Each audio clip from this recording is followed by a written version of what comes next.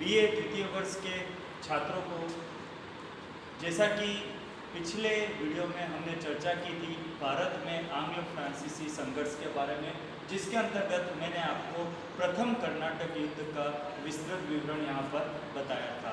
उसी कड़ी को आगे बढ़ाते हुए आज हम चर्चा कर रहे हैं द्वितीय कर्नाटक युद्ध की। द्वितीय कर्नाटक युद्ध दक्षिणी भारत की राजनीति में 1749 से लगाकर 1754-55 के बीच में हुआ था। यह युद्ध भी भारत में अंग्रेजों और फ्रांसीसियों के मध्य अपनी स्वायत्तता, व्यापार पर एकाधिकार और अपना प्रभुत्व स्थापित करने की कड़ी में ही एक अगली कड़ी के रूप में हमारे सामने नजर आता है। प्रथम कर्नाटक युद्ध में फ्रांसीसियों को जो सफलता प्राप्त हुई, उस सफलता से जो फ्रांसीसी गवर्नर जनरल डुप्ले था, उसकी राजनीतिक महत्वाकांक्षाएं और अधिक बढ़ गई और उसने भारत की राजनीति को अपने कब्जे में करने के लिए यहाँ पर इंटरफेयर करने का प्रयास किया और ये मौका उसे मिला दक्षिण में हैदराबाद और कर्नाटक के उत्तराधिकार के प्रश्न पर। तो हैदराबाद की बात करते हैं। सबसे पहले हैदराबाद का जो नवाब था आसफ जहां, उसकी 21 मई 1748 को मृत्यु हो गई। उसकी मृत्यु के बाद उसका उत्तराधिकारी, उसका पुत्र नासिर जंग बना, लेकिन उसके भतीजे मुजफ्फर जंग ने अपना दावा प्रस्तुत किया, जिसकी वजह से हैदराबाद की गद्दी को लेकर नासिर जंग और उसके भतीजे मुजफ्फर जंग में विवाद पैदा हो गया। इसी प्रकार कर्नाटक की बात करें तो कर्नाटक का नवाब अनवरुद्दीन और उसके बहनोई चांदा साहब में भी गद्दी के प्रश्न को लेकर विवाद हो रहा था। डुप्ले ने हैदराबाद और कर्नाटक दोनों के उत्तराधिकार के प्रश्न को के अंदर प्रवेश करते हुए उसने हैदराबाद में मुजफ्फर जंग को और कर्नाटक में चांदा साहब को अपना सपोर्ट दिया। इस प्रकार एक ग्रुप बना जिसमें फ्रांसीसी गवर्नर जनरल डुप्ले, मुजफ्फर जंग और चांदा साहब शामिल थे।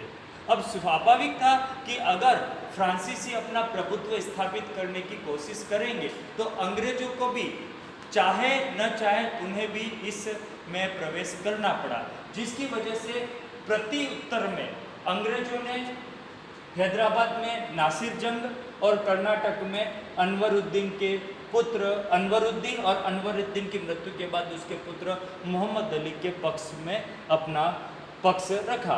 तो इस प्रकार हैदराबाद और कर्नाटक के उत्तराधिकार के प्रश्न पर एक बार फिर से भारत में अंग्रेजी और फ्रांसीसी कंपनियों के बीच में संघर्ष प्रारंभ हो गया।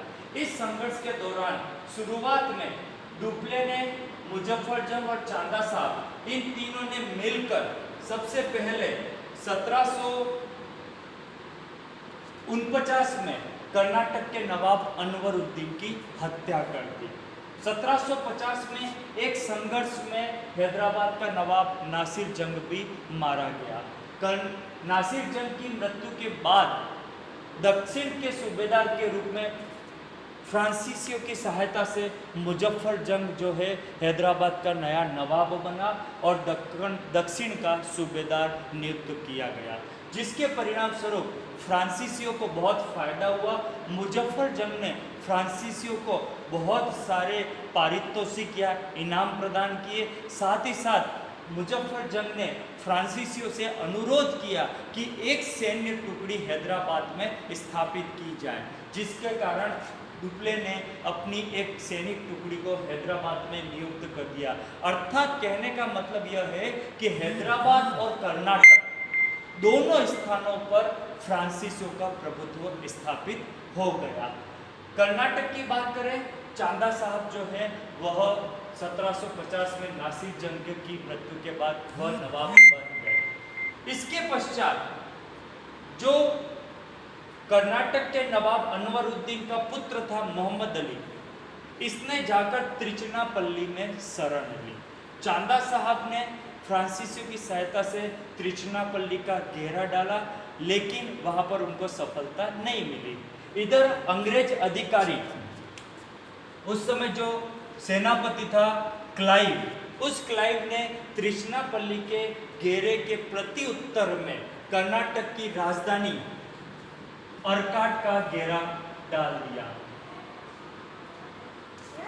अंग्रेजों ने अर्काट का घेरा डाल दिया, जिसके परिणाम स्वरूप क्या हुआ कि चांदा साहब ने अर्काट अपनी राजधानी बचाने के लिए 4000 सैनिक भेजे, लेकिन क्लाइव ने अंग्रेजी सेना ने क्लाइव के नेतृत्व में अर्काट को जीत लिया और चांदा साहब की सेना को पराजित कर दिया।